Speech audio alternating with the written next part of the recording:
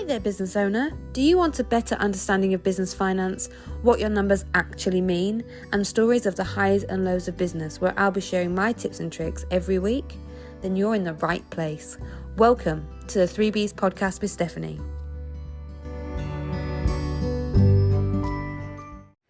Hello and welcome back to another week and another episode of the 3Bs podcast. I'm your host Stephanie, and this week it is National Payroll Week. So the CIPP National Payroll Week is this week. So we'll be on day 4 by the time this goes live. And I thought this would be a great time to share with you some of the more common mistakes that I come across as I'm running payroll for companies, and how to either avoid them or how to rectify them if those errors occur.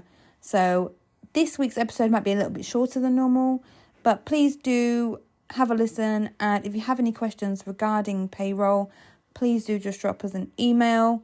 We also have a new website now, so if you head over to www.abcsuk.com, you can see the new website with the new branding, and there'll be more information on there about all aspects of business development, bookkeeping, accountancy and payroll. On with the episode. Payroll in the UK can be a really tricky subject, and for a lot of small business owners who run payroll either for themselves, on advice of an accountant, or have employees and staff members on their payroll, it can be really confusing. And not only that, with payroll, the rules, the rates, the changes can happen very frequently. Last tax year, there was so many different changes with all the different budgets that were given. COVID caused so many different changes to the payroll, including furlough and things like that. So it's very easy to get confused and make these easy little errors with payroll. I will always recommend that you outsource your payroll to either a payroll bureau, or your bookkeeper or your accountant should be able to run your payroll for you, because it is a very complex area and there is a lot of obligations that directors of limited companies are responsible for when they're an employer and employ people in their business.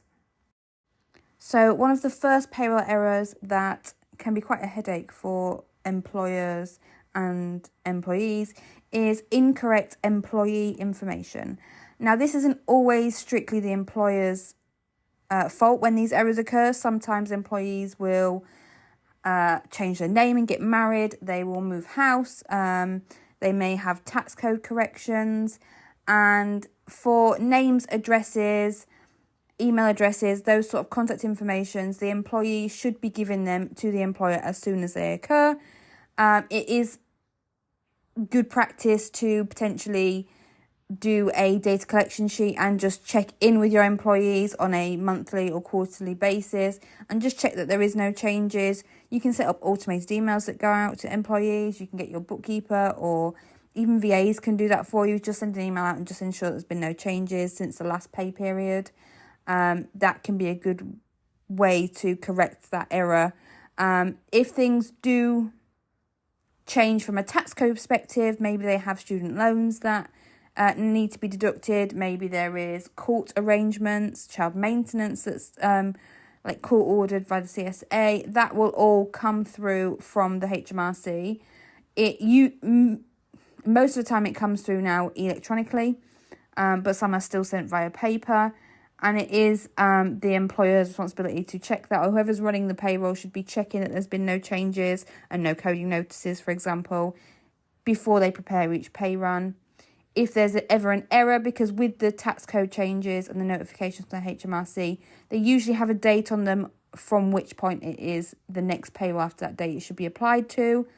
If you receive a tax code notice that is dated before the payroll that you've just run, you can use the HMRC's RTI system, real-time information, to verify the data and potentially roll back the software and then change the pay and the information that is given to the HMRC so it is then correct. So it's very easy to correct, and it's also very easy for that mistake to be made. So that's the first one that I wanted to share with you.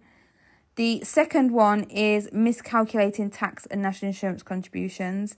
Now, I mention this because not necessarily now, but it's definitely maybe before all the payroll softwares are available, Tax and national insurance was calculated manually. I remember downloading the national insurance tables and scrolling through hundreds of pages to ensure free pay had been calculated correctly, to make sure tax and national insurances were taken correctly.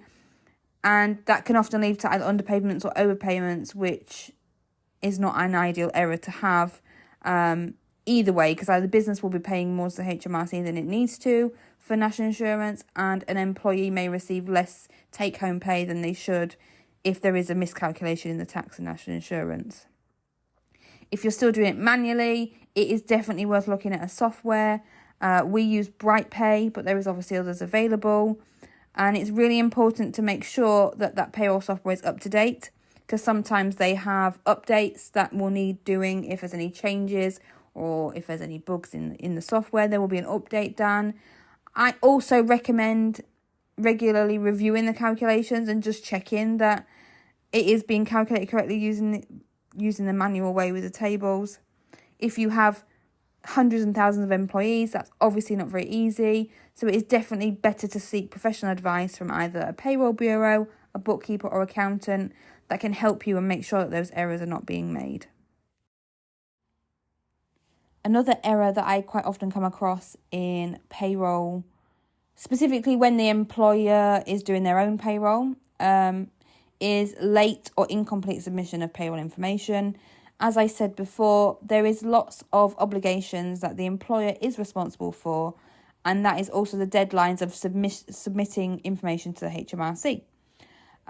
Or missing off data will fall into the employer's responsibility.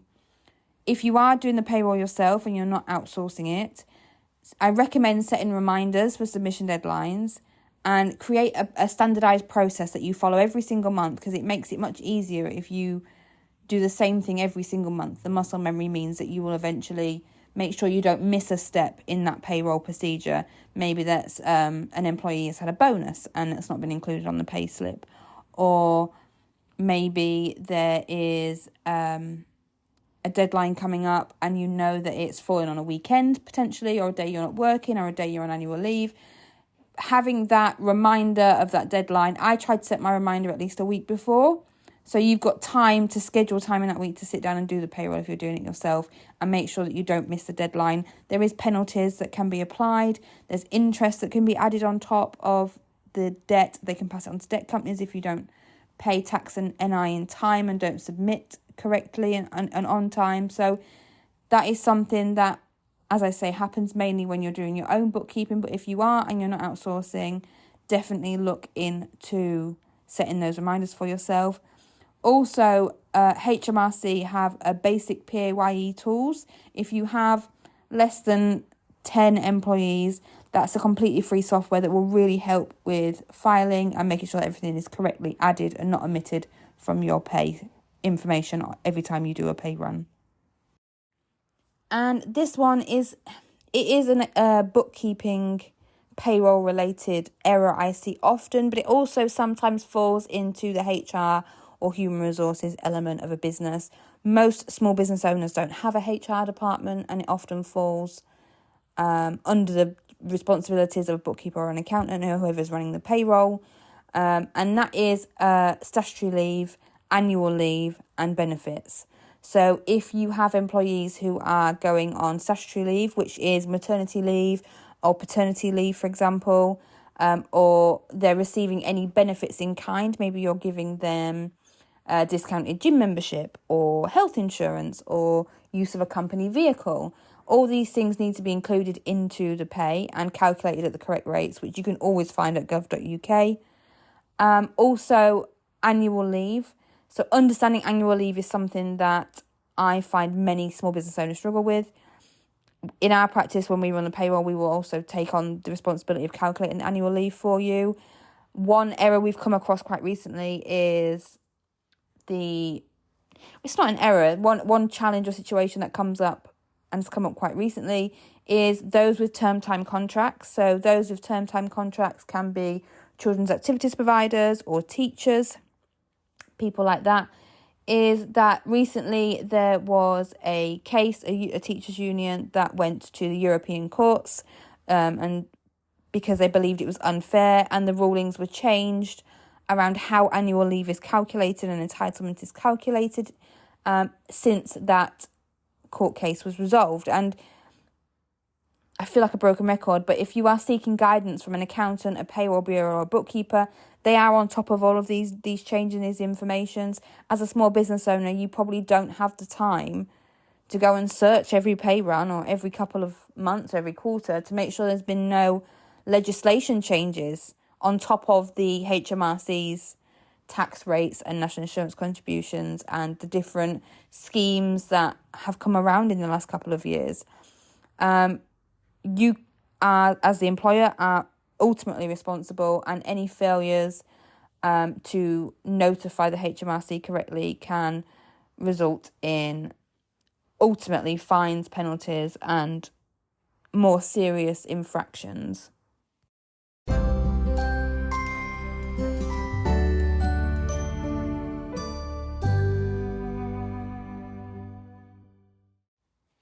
And that brings me to the end of another episode. I giggle because at the beginning of recording this episode, I said it's going to be a shorter one this week. It's not going to be as long of a podcast episode. And 15 minutes is getting ever closer. These payroll errors are common. They're the ones we see the most in practice. But that's not an exhaustive list. There's so many payroll errors that can be made because it is such a complex part of running a business. If you do have any issues or have any questions or are looking to outsource your payroll, please do email us. You can email us at hello@abcsuk.com or info@abcsuk.com, or head to the website that I mentioned at the beginning, www.abcsuk.com, and fill in the contact form, and myself or we'll get hold of you and we can discuss what your requirements are. Even if it's just that you have a potential error, something you're a little bit worried about, please do get in touch. I'm more than happy to help where I can. It's so important to ensure that your business maintains accurate and compliant payroll processes in the UK. As I say, they change very regularly, they change very frequently, and there's a lot of nuances. There's no one-size-fits-all rule. One of the things I used to come across quite a lot is when there would be people who were like, discuss their wage slips with other employees, and they're like, but I'm earning the same as him, why does he take home more than me? And there's so many reasons why that could be. It could be that their tax code's different, it could be that they have transferred the marriage allowance across to their spouse. There's so many reasons why two people who earn exactly the same amount through a payroll could be getting less payroll take home pay. And that's before we go into auto-enrollment, pensions, and all that's also part of payroll. Do consult an accountant or payroll provider to minimise the risk of errors and stay up to date with the changing regulations. It really is the best way. Prevention is better than reaction. So have a wonderful week, and I'll see you next week for the next episode.